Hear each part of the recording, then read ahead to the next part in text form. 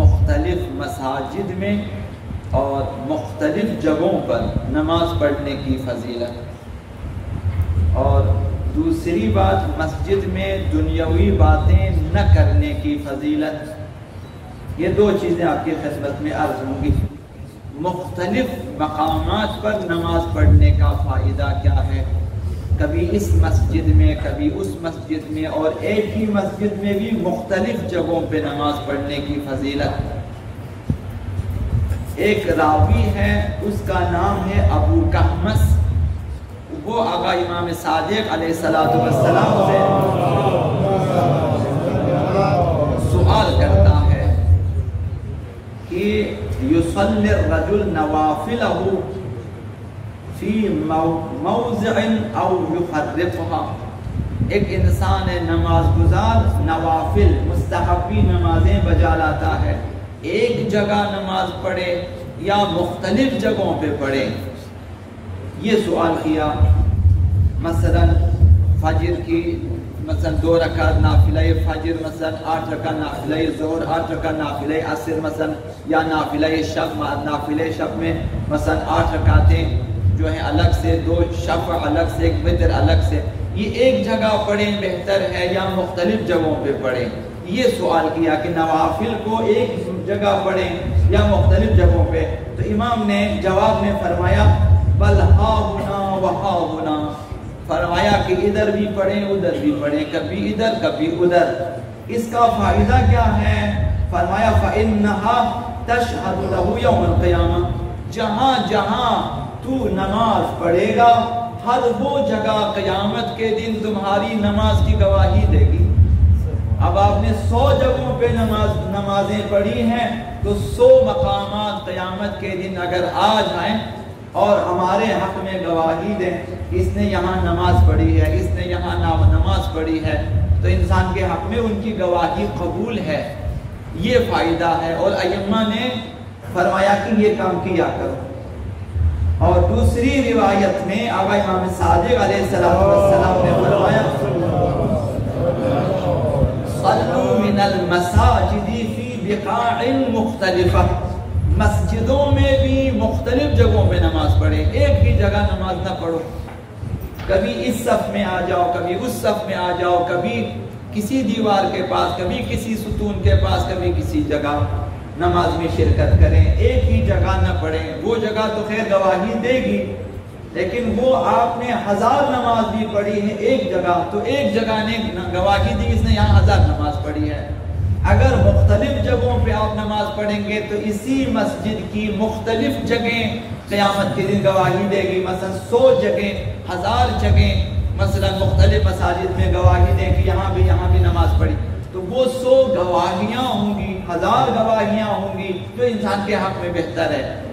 تو فرمایا صلوا من المساجد فی بقاع مختلفہ، مساجد میں مختلف جگہوں پہ نماز پڑھا کرو، مختلف مقامات پہ۔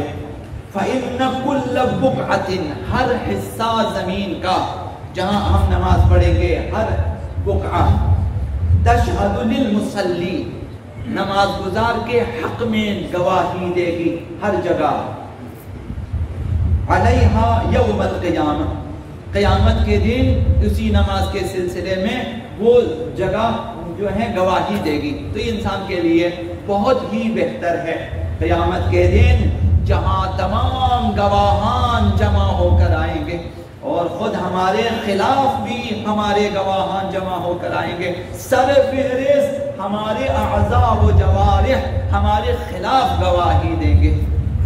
یوم تشہد علیہم مثلا ارجلہم، قیامت کے دن تمہارے پیر، تمہارے ہاتھ، تمہاری زبان تمہارے خلاف گواہی دیں گی۔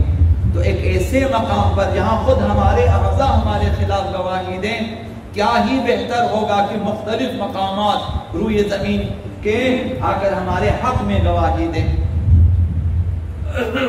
یہ پہلی بات۔ دوسری بات، مساجد میں دنیاوی باتیں کرنا، دنیاوی باتیں، تجارت کی باتیں، لین دین کی باتیں، مثلا ٹکٹوں کی باتیں کریں، مثلا بکنگ کی باتیں کریں، مثلا مختلف باتیں جو ہماری روزمرہ کی باتیں ہوتی ہیں، تو یہ ٹھیک نہیں ہے۔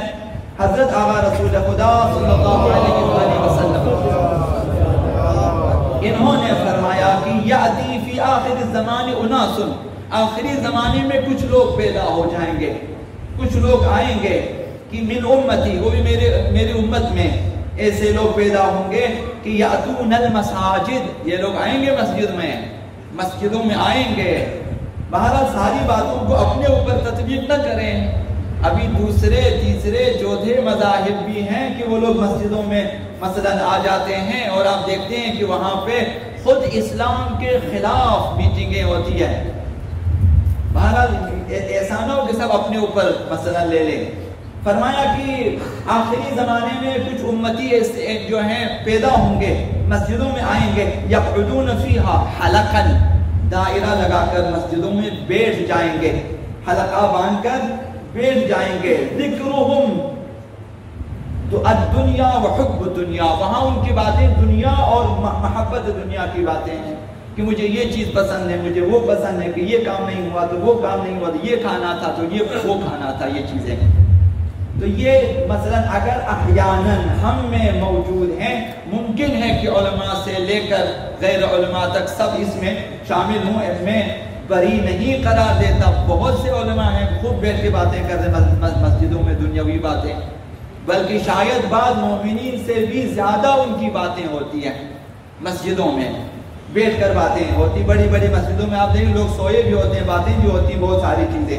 مثلا مسجد الحرام میں آپ دیکھیں لڑائیاں بھی ہوتی ہیں حاجیوں کے مابین۔ تو دنیاوی باتیں نہیں کرنا چاہیے۔ پیغمبر اسلام نے فرمایا آخری زمانے میں کچھ لوگ آئیں گے، مسجد میں دائرہ لگا کر بیٹھیں گے، وہ دنیاوی باتیں کریں گے، تجارت کی باتیں، لین دین، کھانے پینے کی ایسی باتیں۔ تو ہمارے لیے کیا حکم ہے؟ فرمایا کہ لا تجالسوہم، ان کے ساتھ نہ بیٹھو۔ آپ نے دیکھا مسجد میں آیا کہ یہ لوگ دنیاوی باتیں، بدار، ہنسی مذاق یہ کر رہے ہیں، فرمایا ان کے ساتھ مت بیٹھو۔ فَلَيْسَ لِلَّهِ بِهِمْ حَاجَةٌ، خدا کو ایسے لوگوں کی ضرورت نہیں ہے۔ تو ہمیں حکم دیا ان سے الگ رہیں، یہ پہلی بات۔ دنیاوی باتوں سے ہوتا کیا ہے؟ تو فرمایا کہ نیکیاں ضائع ہو جاتی ہیں، اس لیے ہمیں کہا کہ مسجدوں میں باتیں نہ کریں دنیاوی باتیں۔ یہ حدیث آقا امام باقر علیہ السلام کی ہے۔ فرمایا لحدیث البغی فی المسجد، مسجد میں بیہودہ باتیں کرنا، لا یعنی باتیں بیہودہ بے مقصد، غیر دینی باتیں، غیر الہی باتیں، مومنین کے لیے اس میں کوئی فائدہ نہ ہو، نہ کوئی نصیحت ہو، کوئی ایسی باتیں نہ ہو، اعتقادی ایمانی اخلاقی کوئی بات نہ ہو۔ لحدیث البغی فی المسجد یأکل الحسنات، بیہودہ باتیں مسجدوں میں کرنے سے انسان کی نیکیاں ضائع ہو جاتی ہیں۔ یہ باتیں، یہ بیہودہ باتیں ہماری نیکیوں کو کھا جاتی ہیں۔ آپ نے دعائیں پڑھی ہیں، نمازیں پڑھی ہیں، آپ نے مثلا خیرات کیے ہیں، خدمت خلق، نیکیاں کھا جاتی ہیں، ضائع کر دیتی ہیں یہ دنیاوی باتیں۔ کما تأکل البہیمۃ الحطب، جس طرح جانور گھاس کھاتا ہے اور ختم کر دیتا ہے، کسی جو ہیں گھاس والے علاقے میں جانور کو، بھوکے جانور کو ڈال دیں، اس طرح سے وہ بالکل چٹ کر جاتے ہیں، اس طرح سے ہماری نیکیاں ضائع ہو سکتی ہیں۔ تو آپ نے، ہم نے زحمت کر کے، وقت نکال کر باطل ناخواستہ مثلا اس قدر نیکیاں جوڑ کے انجام دے دیتے ہیں، تو چند دنیاوی باتوں سے ہمارے اعمال ضائع ہو سکتے ہیں۔ اس لیے بہتر ہے کہ مسجد کا احترام ملحوظ نظر ہو، دنیاوی باتیں کرنی ہے، اپنے ساتھی کو بلائیں کہ چلیں باہر، یہاں پہ ہم چند باتیں وہاں پہ کر لیتے ہیں۔